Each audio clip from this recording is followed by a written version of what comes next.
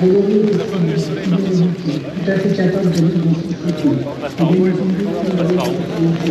passe par où? Après, on va leur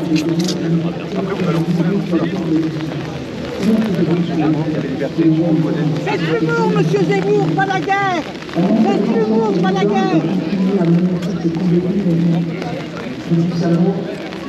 C'est lui. C'était que là, ouais, t'inquiète pas, j'arrive.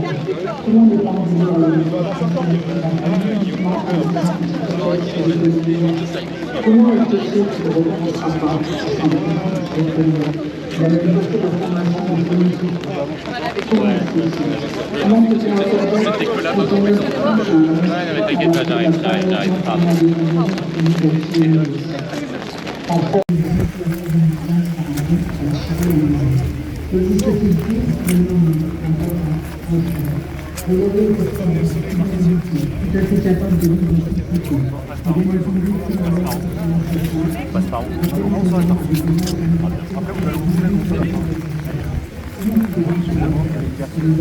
Faites l'humour, monsieur Zemmour, pas la guerre. Faites l'humour, pas la guerre.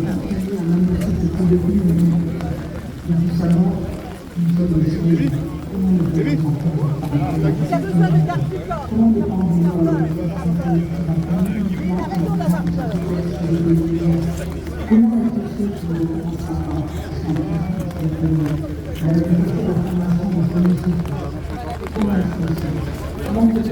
C'était que là,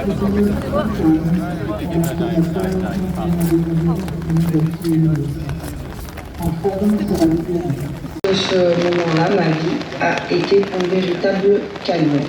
Malgré une peine d'emprisonnement de 6 ans ferme, j'ai subi pendant plus de 15 ans des menaces de mort, des insultes, des gestes complètement déplacés par la famille d'un des violeurs. Ce violeur a même été embauché au service technique de mon village et malgré les plaintes en gendarmerie, les rendez-vous avec le maire, personne n'a su comprendre ce que je subissais. J'ai été donc forcée de me rendre à l'évidence et de déménager.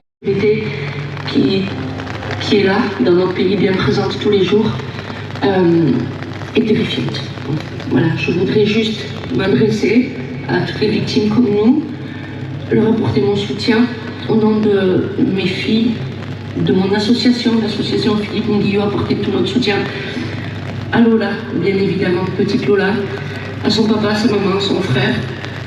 Et une chose, je vais demander une chose, si jamais il y a une vie après la mort, je te demande, mon Philippe, de prendre soin de petite Lola. Voilà, ne jamais fermer les yeux, ne jamais oublier et faire en sorte que nous puissions vivre à peu près décemment. Monsieur le Président de la République, le 29 juillet 2018 au petit matin, notre fils... Un jour, les choses changent. Je suis très touchée par la mort de Lola, dans des circonstances atroces et terribles. Et j'espère sincèrement que le coupable aura une peine en conséquence.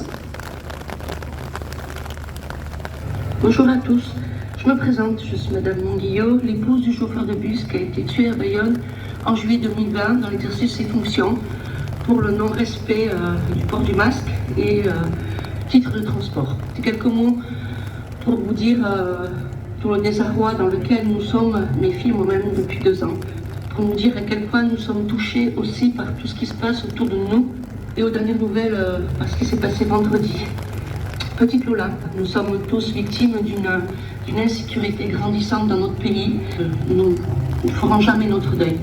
Voilà, j'entends dire qu'on doit nous laisser tranquilles pour faire notre deuil, mais non, en fait, on ne fera jamais notre deuil.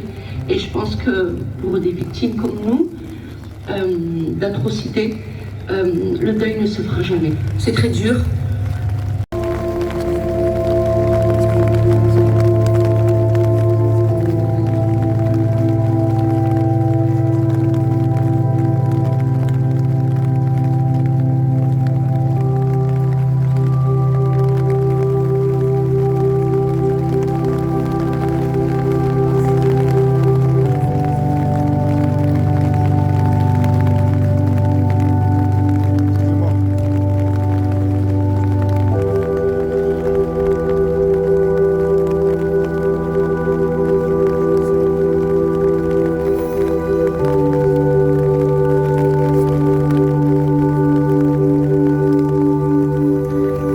agresseurs ont été arrêtés, mis en examen, placés en détention provisoire, puis relâchés seulement 4 jours après.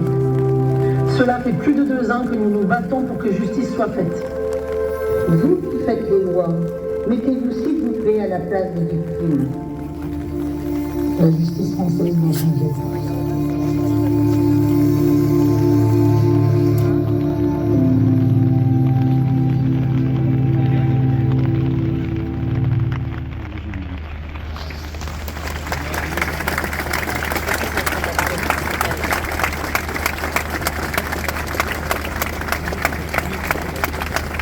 Merci.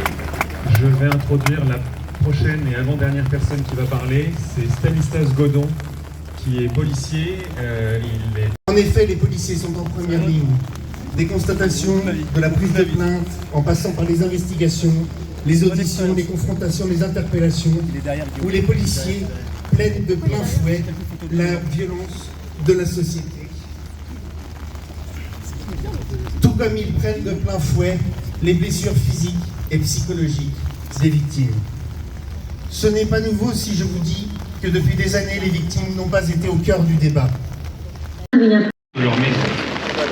Cette idéologie judiciaire pousse à toujours accorder plus de remises de peine, des secondes chances, des troisièmes chances, des 47e chances. Mais dans le même temps, elle est toujours implacable avec les vraies victimes. S'agisse de défendre chez elles ou dans leur commerce contre les gangs de cambrioleurs. Pardon, je sais Ils faire l'un proche, ils n'ont toujours pas le droit de faire appel à cette justice. Allez, je pense à porter. Mais il y a aussi le laxisme de l'État. Il faut le dire, il ne date pas d'hier, ni de ce gouvernement. Un refus de pension des places de prison, même si c'est pas chose. Une instruction des ministres demandant au parquet de ne pas envoyer en prison. Un soutien plus que chancelant à la police, tantôt le genou à terre pour Adama Traoré, tantôt réfugié derrière eux dans une manifestation. Sinon également